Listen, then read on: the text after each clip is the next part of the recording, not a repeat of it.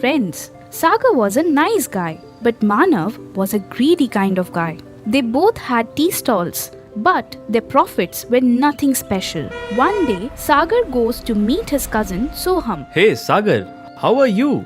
Is everything alright at home? I'm fine, brother, and everything at home is fine. It's just that my business isn't going so well. Hey brother, if your business is not going so well, why don't you try some other business? You are correct, but what business should I start? There are already a lot of people in the market who do various types of business. Sagar, I have an idea. Sister-in-law makes such a good pulao. So why don't you sell her handmade pulao? You will get a very good price because people have never eaten such a delicious pulao. Oh yes, Soham, this is a brilliant idea. Why didn't I think of it earlier? After talking to Soham, Sagar left for home. Sagar's wife used to make very delicious pulao. From the next day, Sagar followed Soham's idea. He set up a stall in the market and started selling pulao. Everyone who came to his shop liked pulao very much. And now, Sagar started to earn really good money. Seeing all of this, Sagar is achieving so much day by day. I too must do something. the next day, Manav opens a stall near Sagar's shop and begins selling pulao at a very low rate. Sagar's customer started gathering at Manav's stall buying pulao. Seeing all of this happening, Sagar feels disheartened. Sagar went to a distant village and started doing his business. Manav used to make good profits because now Sagar was out of the picture. But he was never satisfied. No matter how much money he had, but as humans, we are never satisfied with our situation. Right now, no one will be able to compete with me. Even if I gradually cut on the pulao, no one will notice. And I will still outperform everyone. After all, nobody is here to judge me in comparison. The following day, Manav cut back on the amount of pulao prepared and started serving less to the populace. However, it wasn't long before people realized that Manav had cut back on the pulao. Due to this reason, customers were no longer visiting Manav's stall. After a few days, Sagar learned that no one was buying pulao from Manav. So he returned back to his village and he started selling pulao as he did previously. Due to lack of buyer, Manav's stall had now been closed. Manav, you should not be greedy. Look what it made you do. Look where your greed has brought you. I have made a mistake, Sagar. I did wrong to you. Please forgive me, if possible. Oh, no problem. We are friends and no apologies are allowed in friendship. You realized your mistake, which is a very good thing.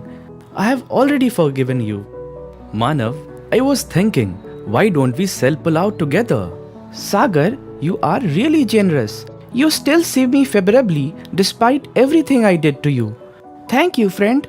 Hey Manav, what are friends for after all? May God bless everyone with a friend like you. From the very next day, Manav and Sagar together started selling pulao in the village. Seeing both of them working together, the people of the village started coming to their stall.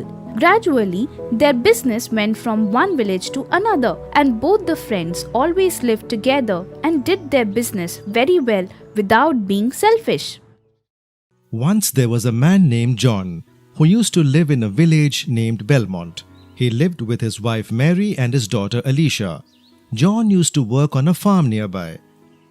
After working in the afternoon, the workers at the farm used to sit at a nearby place to eat their lunch together. "Oh John, what did you bring for lunch today?" "I brought paranthas. What did you bring?" "I brought chapati and vegetables. Brother, the paranthas from your house are very delicious. I always want to eat them."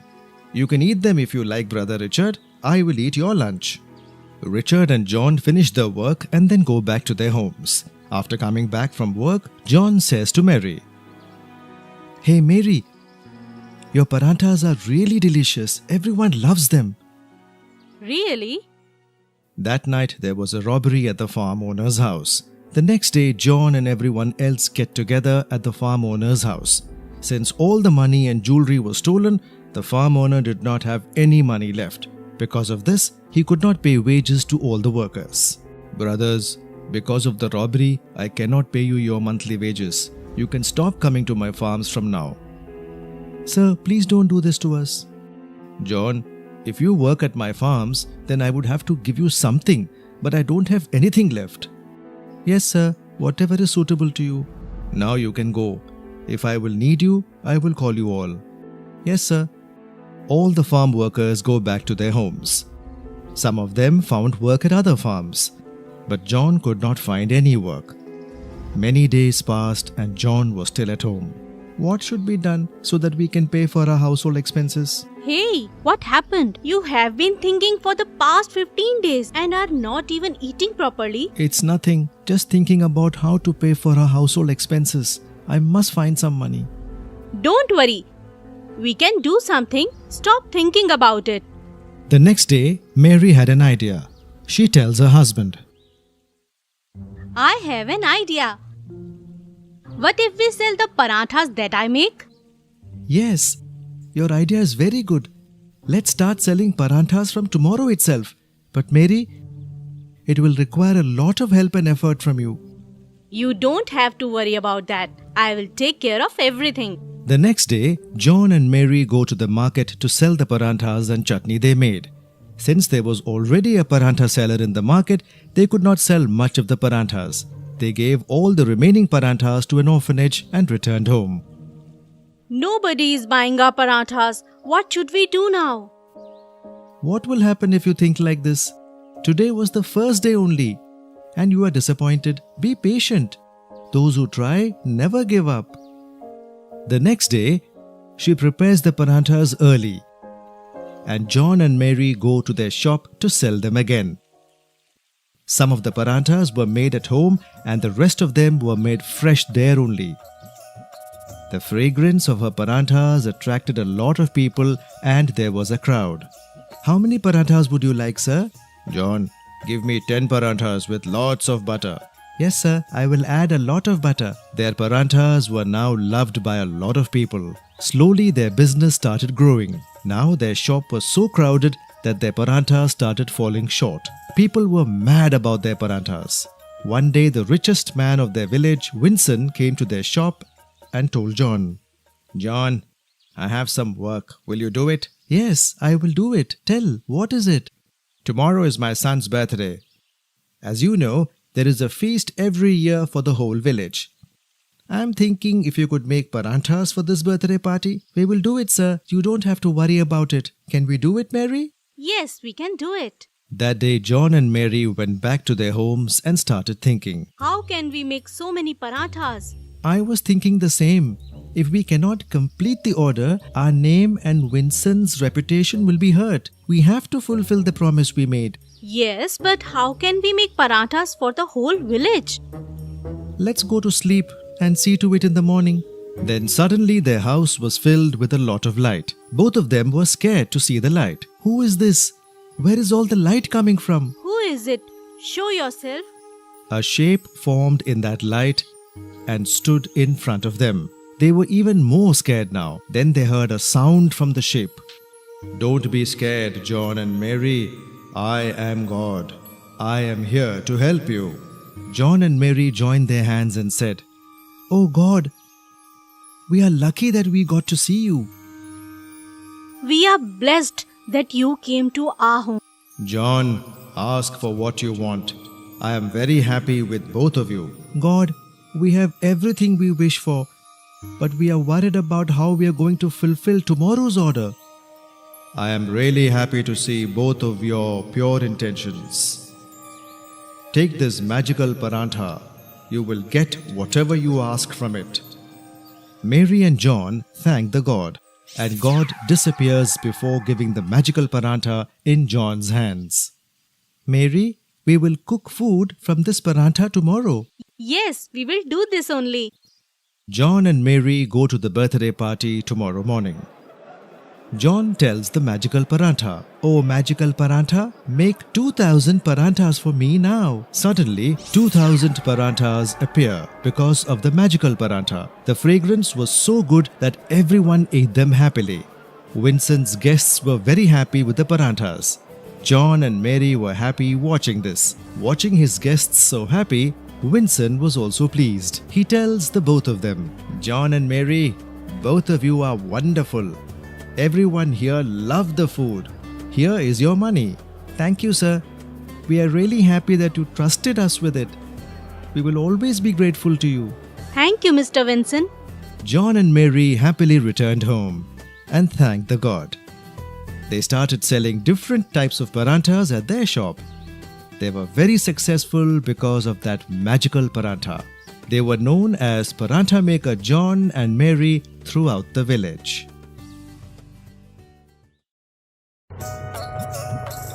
Hey, what is all this? Move away from the front. Can't you see that Pappu Pandey has come? Well, who is Pappu Pandey? It's me. Who else? Now don't show your teeth. Huh? Get out of the front. Our customer is getting late. In his own time, Pappu Pandey used to get engaged in everything. He used to flaunt in the village's corner, where he used to bluff up big things. Last year, I had a tourist passenger in my auto. I traveled across Agra with him. I saw the Taj Mahal, slept in a big hotel, and you know that foreigner didn't go anywhere without me. This is Pappu Pandey. Is it so? What do you think? And just then, another auto driver came there. Brother, have you heard or not? What? The government has made a rule that from today, all the autos will run according to the meter. Oh God, what will we do now? That's what we have been doing till now. What? Now you watch. Now, Pappu Pandey decided that he would now bluff around with the passengers. Brother, will you go to Lakshmi Chowk? Yes, madam. But with the meter, right? Yes, ma'am. Everyone now drives by the meter. This is the new rule of government.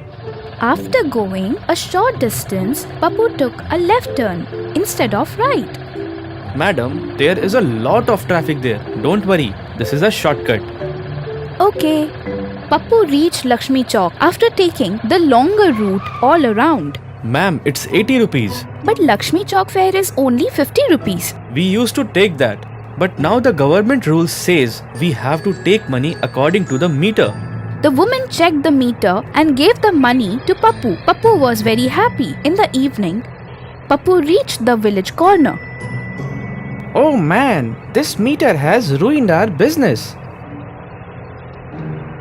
Yours, not mine. I have found the solution. It's Pappu Pandey. Pappu told them everything. Yes, that's right. From today, we will do the same. From the next day, the auto drivers tried Pappu's idea, and those drivers also started taking the long routes. This went on for several days. Then the passengers complained to the traffic officers. The traffic officers set out to nab these robbers. One traffic officer sat in Pappu's auto. Lakshmi Chowk? Okay, sir. Pappu started taking the longer ride as usual, and the officer sitting behind him started taking note of all of this. Finally, Pappu reached Lakshmi Chowk. 70 rupees. Not 70. It's 7,000 rupees and 3 months of jail. Pappu had to go to lockup due to his greed, that too with all of his friends. There used to be a man named John in a village named Sitara. He was a very smart man. John had his own laundry shop. He used to wash and iron clothes for people in it. And that's why John became very famous. He used to get clothes from all the big houses of the village. John was assisted by his wife Rosa. They had a daughter. Her name was Sarah. Sarah was a very good-hearted girl. She always helped the one in need. She never said no to anyone for help. Her kindness was known in the village. A lot of people used to get their work done by showing her their helplessness. Now, one day John says to his daughter, "Daughter, this good-natured behavior can be deadly sometimes." "Father, if I help someone, then the reward will be for me only, right?" That is why I always do good deeds. It is beyond my capacity to explain you. Yes, let's go and eat food, Father. Yes, let's go. Now, all three of them eat the food. They go to sleep after the meal. The next day, Rosa and Sarah wake up early and finish all the chores around the house. But John does not wake up early today. Sarah goes to her father to wake him up. Father, wake up now. Your body is burning with fever. Mom, come here fast. What happened? He did not wake up yet? Mom, father has a high fever. See, he is not waking up. Oh yes, we have to take him to the hospital. Hurry up. Yes, Mom, let's go. Now Sarah and Rosa takes John to the hospital. After reaching hospital, the doctor checks him and says to Sarah, He's got typhoid because of high fever. We have to keep him under observation now. Doctor, is there anything to worry about? No, it will take time to get well. Okay, doctor. You look after him and give him a proper treatment. I'll arrange for the money. Okay, you may go now. Sarah gets her father admitted to the hospital and asks her mother to stay in the hospital to look after him. Mom, you stay here with father. I will go home and arrange for some money. Don't worry. Carefully, daughter, and look after yourself. Yes, Mom, I'll go now. Now Sarah leaves from there and comes home thinking that, what should I do to get some money? Suddenly, her father's iron catches her attention. She thinks that she will do this work from now because she needed money. She starts ironing the clothes and irons all the clothes in one night and goes to sleep. The next day, Sarah wakes up early and finishes all the chores and brings clothes that her father brought for ironing back to the people. Now, everyone is looking at her with surprise, and one man said, Daughter, why did you bring the clothes today? Uncle, I will do this work from now on because my father is not well and I need the money. That's why I will do my father's work. Do you have any objections? No, daughter. Why would I have any objection? It's good for all. Be a bit careful with these people. These people mishmash with calculations. I will be cautious. I'll leave now. Sarah leaves after taking the money from the man. And after returning all the ironed clothes back, she brings home clothes to wash. She washes the clothes and hangs them to dry, then irons them at night. Many days passed like this. Sarah does her work very faithfully. She keeps the track of all the clothes she gets from people and that she returned. That's why she faced no problems with the calculations. One day, Joshua says to her, I owe you 100 rupees for my clothes and you are saying 150. It's too much. You owe me 150 rupees for the clothes you have given to me. You can see the calculations. I can show you the count for everyday clothes too. Joshua gets to know that Sarah is telling him the calculations after noting it down.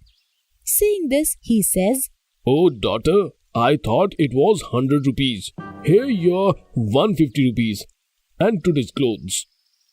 Sarah counts the clothes and takes them home. And at the end of the month, she collects the money from people. After taking the money, she goes home and counts. Sarah has collected 10,000 rupees. Sarah takes the money and goes to the hospital. After admitting in hospital, her father is getting much better now. Seeing this, Sarah was very happy, but nurse stops Sarah outside and calls her. Madam, your bill is ready. Should I give it to you? Madam, how much is the bill? Please tell me. Madam, 24,000. You have to pay it till tomorrow because your father will be discharged tomorrow. Okay, madam, let me see. After saying this, Sarah meets her parents and leaves for home. She reaches home and thinks, how would I arrange this much money? What should I do? I can't think of anything. Sarah was thinking about all this and then suddenly Her iron started rushing gold. Sarah saw this and she got scared. She said, "This is magic. Who did this?" I am your iron. You can speak? Yes, Sarah. I am happy with your hard work. That's why I am giving this gold. Take this and pay the hospital bills for your father. Take this gold and sell it to buy medicine. If you need more, just ask for it. You will never fall short of money. Iron gives gold and stops talking. The voice stops. Sarah could not believe her eyes. She picks up the gold in her hand and saw that the gold is real. She gets very happy. Sarah goes and sells the gold to the goldsmith and pays the hospital bill using that money and gets some medicines as well. Sarah's parents thank God after listening to all this. They bless their daughter and John says, I'm very lucky to have a daughter like you, and I thank God for all this.